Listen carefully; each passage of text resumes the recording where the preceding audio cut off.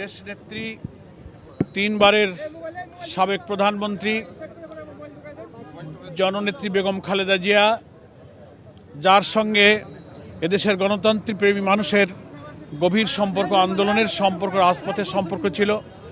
আমরা জামাত ইসলামী বেগম খালেদা জিয়ার সঙ্গে দীর্ঘদিন আমরা গণতন্ত্রের জন্য সংগ্রাম লড়াই করেছি। সেই নেত্রী গুরুতরভাবে অসুস্থ থাকায় আমরা ওনাকে দেখতে এবং আমাদের শুভকামনা এবং দোয়া জানাবার জন্য আজকে উপস্থিত হয়েছিলাম। আমার সঙ্গে ডক্টর খালিদুজ্জামান, জামাত ইসলামীর মেডিকেল বিভাগের আমির, এখানের ঢাকা 17 আসনের আগামী নির্বাচনে জাতীয় সংসদের সদস্য পদপ্রার্থী। তো আমরা ওখানে বিএনপির কেন্দ্রীয় অনেক গুরুত্বপূর্ণ নেতৃবৃন্দ আছেন, একজন উপদেষ্টা আছেন এবং বেগম খালেদা জিয়ার চিকিৎসার ব্যাপারে যিনি সবসময় তত্ত্বাবধান করছেন ডক্টর জাহিদ ভাই সহ সকলেই আমরা একত্রে দীর্ঘ সময় ওখানে অবস্থান করেছি। আসলে ওনার অবস্থা তো যেটা ডাক্তারদের কাছ থেকে আমরা জানতে পারলাম, এখনই একটা বোল্ট হবে এবং তারপরে নিশ্চয়ই ডাক্তাররা ব্রিফ করবেন। তো অবস্থাটা তো একেবারে খুব যে ভালো তা নয়, ডাক্তাররা খানিকটা জটিল। বাইরে পাঠাবার ব্যাপারে তো সিদ্ধান্ত ওনারা নিয়েই আছেন, কিন্তু এই অবস্থায় ট্রাভেল করানো জন্য ওনার শারীরিক ফিটনেসটা এখন নাই, এটাই একটু ক্রিটিক্যাল।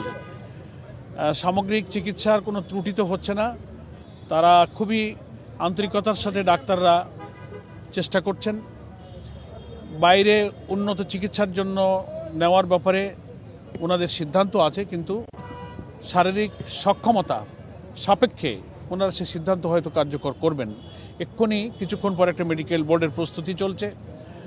আমরা বাংলাদেশ জামাত ইসলামীর পক্ষ থেকে সারা দেশে আজকে আমরা দোয়া, নফল ইবাদতের মাধ্যমে বেগম খালেদা জিয়ার সুস্থতা কামনা করেছি। গতকালকে বাংলাদেশ জামাত ইসলামীর 2 দিনব্যাপী কেন্দ্রীয় মজলিস শুরার অধিবেশন ছিল। সারা দেশের কেন্দ্রীয় মজলিস শুরার সদস্য ভাই বোনেরা সেখানে উপস্থিত ছিলেন ঢাকায়। সেখানে বেগম খালেদা জিয়ার জন্য আমরা আনুষ্ঠানিকভাবে আমাদের আমির জামাত দোয়া করেছেন এবং তার সুস্থতা কামনা করেছেন। আমরা মনে করি এই দেশের গণতান্ত্রিক সংগ্রাম, ফ্যাসিবাদ বিরোধী, স্বৈরাচার বিরোধী সকল সংগ্রামে আমাদের বেগম খালেদা জিয়ার ঐতিহাসিক অবদান ছিল।